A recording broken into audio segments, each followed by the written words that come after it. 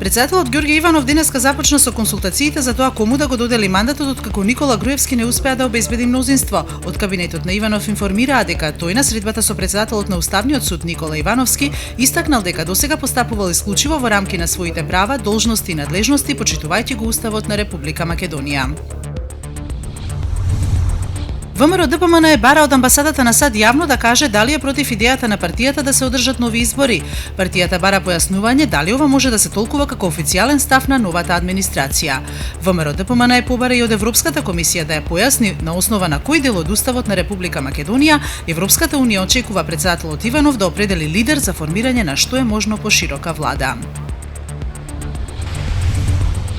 Македонија и оваа година е делумно слободна земја според најновиот извештај на Freedom House Слободата во светот во 2017.